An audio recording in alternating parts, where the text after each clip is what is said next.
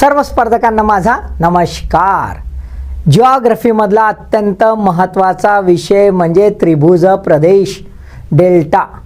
UPSC MPSC combined staff selection कोणती बी परीक्षा पहा, कधी ना कधी तर हा आलाच आहे, बरोबर आहे। याच्या रिलेटेड खूप सारे प्रश्न राहतातच।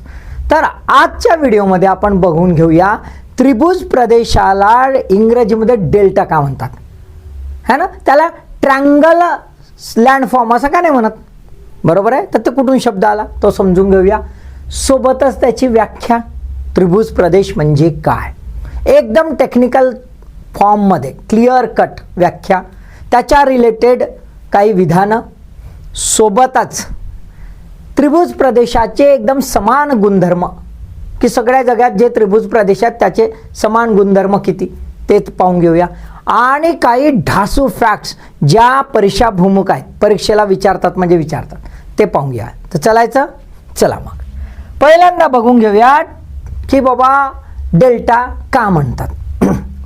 तर डेल्टा हा ग्रीक वर्ड आहे, डेल्टा हा ग्रीक शब्द आहे। मग ग्रीक शब्द आहे तर ग्रीसमधलाच माणूस कोणीतरी असला पाहिजे। तर आमचा आहे हेरोडोटस, 485 ते 425 BC च्या दरम्यान, Greek historian. He is called as a father of history. या आमच्या ग्रेट हेरोडोटसनं हा शब्द आपलं पुस्तक हिस्टोरीज त्याच्यामध्ये 14 वेळा नमूद केला। किती वेळा नमूद केलं? 14 वेळा त्या याच्यात नमूद केलं। कसं नमूद केलं? तर त्या प्रदेशात राहणारे आयोनियन पीपल जे आहेत ते नाईल डेल्टा जो आहे तो नाईल डेल्टाच्या भागाला म्हणजे जो त्रिभुज प्रदेश आहे त्याला ते डेल्टा म्हणायचे। कोणता? Low lying Nile लँडफॉर्म। Low lying Nile लँडफॉर्म म्हणजे काय की जो समुद्राजवळचा असा सखल भाग होता त्या सखल प्रदेशाला ते काय म्हणायचे? डेल्टा। तर त्याचं जे आहे रेफरन्स त्यांनी हिस्टोरीजमध्ये लिहिलं। एवढंच नाही तर तो स्वतः तिथे पण गेला, जाऊन त्याने व्हिज्युअलाइज केलं, बघितलं, आणि त्याच्यानंतर त्याने एक फायनल नाव ठेवलं, ते म्हणजे डेल्टा।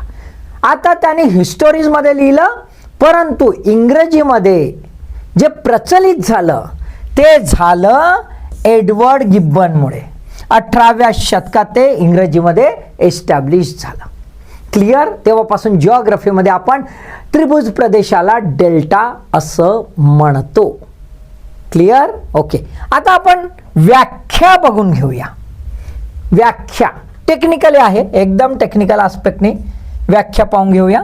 काय म्हणतो बघा, जेव्हा नदी स्थिर पाण्याच्या साठ्यात प्रवेश करते, जेव्हा नदी स्थिर साठ्याच्या पाण्यात प्रवेश करते, हे जनरल आहे। याच्यामध्ये एक्सेप्शन पण असेल की जरुरी नाही की पाण्याच्या साठ्यातच नदी प्रवेश करेल तेव्हा हे घडेल, नाही, एक्सेप्शन्स आहे, ते पुढे पाहूया, ठीक आहे। परंतु जनरल डेफिनेशन मध्ये जेव्हा नदी स्थिर पाण्याच्या, आता स्थिर पाण्याच्या that means standing water body याच्यात एंटर करते म्हणजे काय? कोणती standing? It might be lake, तलाव असेल, it might be sea, it might be ocean. आता हे स्टँडिंग आहेत, पण कधी कधी एका विस्तृत नदीचं पात्र जर उथळ असेल, ज्याच्यामध्ये त्याची उपनदी उथळ याच्याने आली असेल, म्हणजे हँगिंग नाही, उथळ याच्याने आली असेल, सखल भागात आली असेल, त्या याच्यातही तुम्हाला काय दिसते? असं डेल्टा हा दिसेल। म्हणजे कुठे? एनी वॉटर बॉडी, पण in general it's called as a standing water body, ठीक आहे, ज्यामध्ये नदी एंटर करते। नदी एंटर केल्यावर बघा, ही नदी आहे, ही एंटर केलं, हा पाण्याचा साठा, इथे समुद्र काढलेला आहे, बरोबर आहे। ही एंटर जिथे करते तर नदीच्या मुखाशी, हे काय झालं? हे काय झालं? नदीचं मुख। नदी जिथे समुद्रात, सागरात, तलावात कुठेही एंड होते, संपते, जाऊन मिळते, त्याला आपण काय म्हणतो? नदीचं मुख, माउथ ऑफ ऑफ रिव्हर. ते माउथ ऑफ रिव्हर याचं निर्मित आहे. कशाचं निर्मित आहे? Mouth of river. कसा आहे? त्रिकोणी किंवा पंखाच्या आकाराचा. कसा आहे? त्रिकोणी किंवा पंखाच्या आकाराचा. पण हा शब्द जो आहे पंखाच्या आकाराचा, हा याच्या संबंधित असेल तेव्हाच त्रिभुज प्रदेश म्हटल्या जाईल. मग तुम्ही म्हणाल असं का? तर तुम्ही लक्षात घ्या,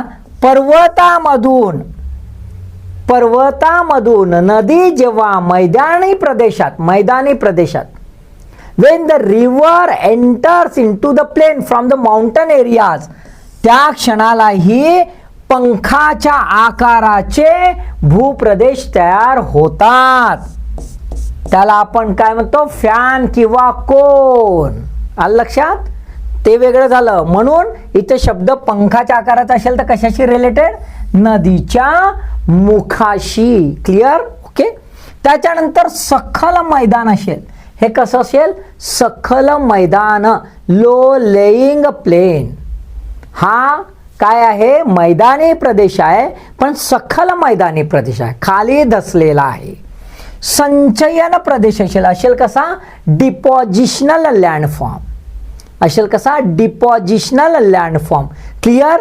जेव्हा नदी एका स्थिर पाण्याच्या याच्यात प्रवेश करते तेव्हा तिच्या मुखाशी जो त्रिकोणी किंवा पंखाच्या आकाराचा सखल मैदानी प्रदेश संचयनाच्या माध्यमातून तयार होतो त्याला आपण त्रिभुज प्रदेश किंवा डेल्टा म्हणतो.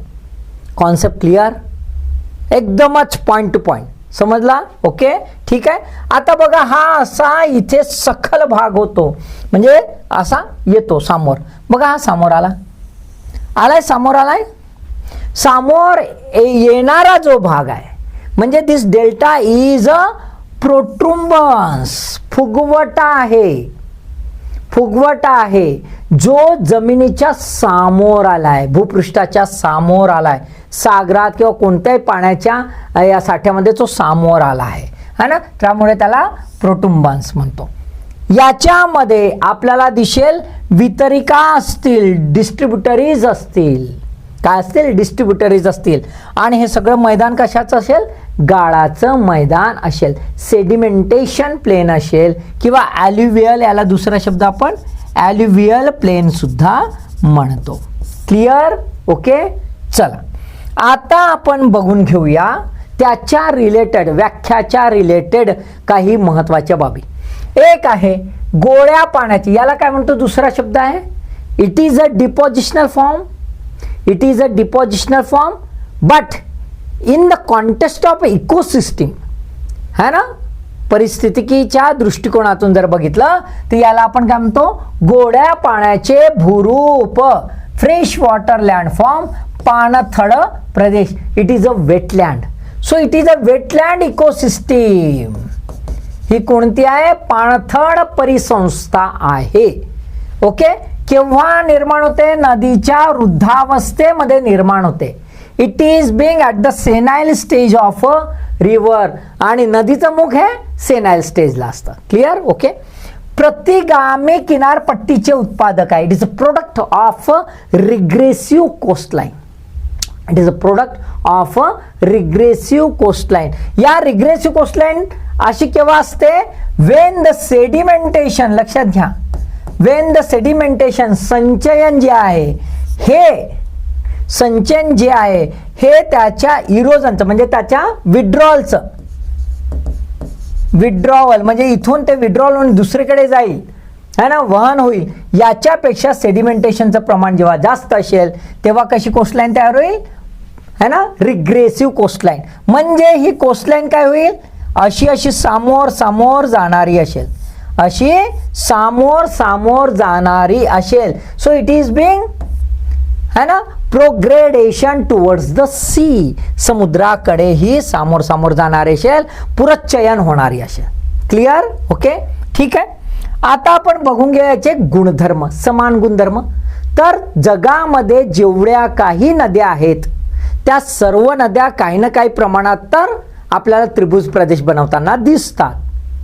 या सर्व नद्यांमध्ये विविधता आहे त्रिभुज प्रदेशात, पण 3 समानता तुम्हाला दिसेल महत्वाच्या.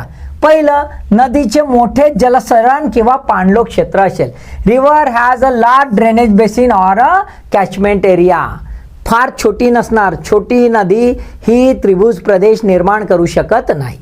दुसरं, सर्व नदींच्या मुखाशीच ते तयार होतील. All at the mouth of the river. आलं लक्षात? कारण त्याच्या रिलेटेड फॅन जो आहे तो माउंटनमधून, पर्वतांमधून जेव्हा मैदानी प्रदेशात येतो तिथेही पंखे तयार होतात. क्लिअर? त्यानंतर भूगर्भीय दृष्ट्या सक्रिय किनारपट्टीमध्ये हे आढळत नाही. They are not found in the geologically active coastline or tectonically active coastline. जिथे उथलपुथल होत राहते, आयसोस्टॅटिक इनइक्विलिब्रियम असतं, सातत्याने बदल होत असतात, तिथे हे भूरूप तयार होत नाही. का? त्याचं कारण असं की डेल्टा फॉर्मेशन ही लाखो वर्षाची प्रोसेस आहे. त्याला एक आयडियल एन्व्हायरमेंटची गरज असते आणि स्थिरतेची गरज असते. जर स्थिरता नसेल तर डेल्टा निर्माण होत नाही. आणि टेक्टोनिकली ॲक्टिव्ह जे असेल, है ना, म्हणजे किनारपट्टी जर सक्रिय असेल भूगर्भीयाच्यात, त्याच्यात हालचाल होत असेल, बदलाव होत असेल, तर मग मात्र आपल्याला असं दिसेल की तिथे डिपॉझिशन होणार नाही, ते कुठेतरी विड्रॉल होऊन जाईल. आणि without deposition delta cannot be form. Clear? Okay, चला आता शेवटचं बघून घ्या रिलेटेड फॅक्ट्स बाईट्स. बडाबड खायचं ना, मस्त मजा मारायची. सर्व नद्या त्रिभुज प्रदेश निर्माण करतात. All rivers are created delta. सर्व जगातील सर्व नद्या. परंतु असं एक स्थान आहे तिथेला नद्या हे भूरूप करत नाही. ते कुठलं? ध्रुवावरचं. ते कुठलं? ध्रुवावरचं. जगामध्ये ध्रुव वगळता सर्वत्र त्रिभुज प्रदेश आढळतात, है ना. तिथे मात्र त्रिभुज प्रदेश आढळत नाही. क्लिअर? ओके, स्टेटमेंट लक्षात ठेवायचे. आता तिथं का नाही आढळत? त्याचं कारण तिथे संचयन नावाची वस्तूच नाही. कारण बर्फाचं पाणी सातत्याने जात राहतं. सगळं बर्फाच्या लाद्या आहेत, जमीन खाली आहे, नद्या ह्या बर्फमयच असतात आणि त्याच्यामुळे तिथे डिपॉझिशन हा कॉन्सेप्ट नसतो. ओके.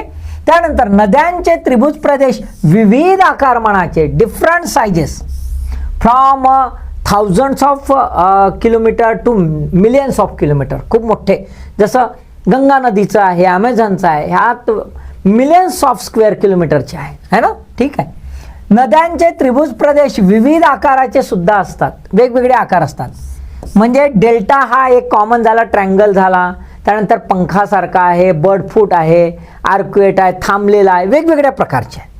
ओके. ते प्रकार आपण स्वतंत्रपणे एखाद्या सेपरेट व्हिडिओमध्ये पाहू. तुम्ही टिकूनच राहता, हा ना, रोज पाहता तर तुम्हाला तो बी भेटून जाईल. ठीक आहे, राईट. त्याच्यानंतर त्रिभुज प्रदेश नदी, तलाव, समुद्र याच्या जवळ आढळतात. Any standing body, standing water body, any standing water body. Clear? Okay. अपवादात्मक आहे. आता स्टँडिंग वॉटर बॉडी मी आधीच सांगितलं की बाबा तसं नाही, जमिनीवर पण आढळतात. अपवादात्मक जमिनीवरही आढळतात. Exceptionally found in the land, called as a inland delta. Called as a inland delta, है ना. हे आंतरदेशीय प्रवाह प्रणाली जी आहे, है ना, एंडोरिक प्रवाह प्रणाली आहे, त्याचं हे भूरूप आहे. कलरी डेझर्टमध्ये ओकाव्यांगो नदी आहे.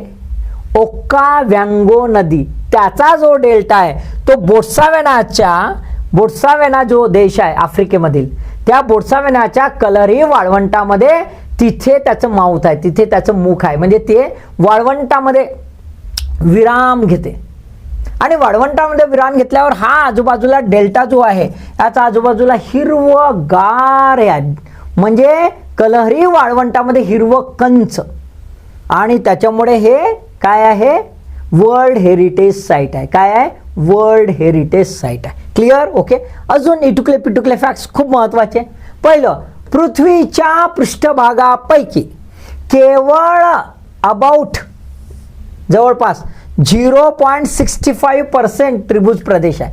एकूण पृष्ठभागापैकी केवळ 0.65%. पण जगाच्या एकूण लोकसंख्येपैकी 4.5 लोकसंख्या, बघा प्रदेश फार कमी आहे पण लोकसंख्या मात्र जास्त आहे. का असेल? का असेल? तर आपल्याला असं दिसतंय की इथे नैसर्गिक उत्पादन हे विपुल प्रमाणात आहे, सुपीक जमिनी आहेत, पीक छान होतं, त्यामुळे इकॉनॉमिकली, ॲग्रो इकॉनॉमिकली आणि डायव्हर्सिफाईडच्या कॉन्टेक्स्टमध्ये इथे फूड जे आहे ते विपुल प्रमाणात आहे, त्यामुळे इथे सर्वात जास्त सेटलमेंट व्हायला लागले. आता सेटलमेंट व्हायला लागले म्हणून इश्यू, कारण त्रिभुज प्रदेशाला आपली नॅचरल सीमा जी आहे ह्या सेटलमेंटमुळे पॅक करून टाकली आणि मग अडचणी निर्माण झाल्या. बरोबर आहे. तो क्लायमेट कॉन्टेक्स्टमध्ये आणि सस्टेनेबल कॉन्टेक्स्टमध्ये ही लोकसंख्या जी आहे ती हानिकारक व्हायला लागली. जागतिक GDPच्या बघा 6% पेक्षा जास्त कॉन्ट्रीब्युशन याचं आहे, कारण इकॉनॉमिकली जबरदस्त पोटेन्शियल त्याच्यामध्ये आहे. ओके, मला वाटतं समजलं असेल. एकदमच मस्त आहे, सोपं आहे, कॉन्सेप्ट क्लिअर झाला असेल एवढं तर नक्कीच. आता याच्यानंतर आपण काय मस्तपैकी का तयार होतं, कसं तयार होतं, प्रक्रिया तर पाहावं लागेल, ते पाहून घेऊया एक व्हिडिओमध्ये. दुसऱ्या व्हिडिओमध्ये आपण का पाहू, क्लासिफिकेशन, वर्गीकरण, कारण ते खूप वेळा विचारते, ते पण आपण पाहून घेऊ. आणि कोणत्या नद्या कोणत्या प्रकारच्या ते समजून घेऊ. समझायचं मग? बने रहे, टिके रहे, लगे रहे और पढ़े रहे भाई. तो पढ़ाई के लिए ऑल द बेस्ट.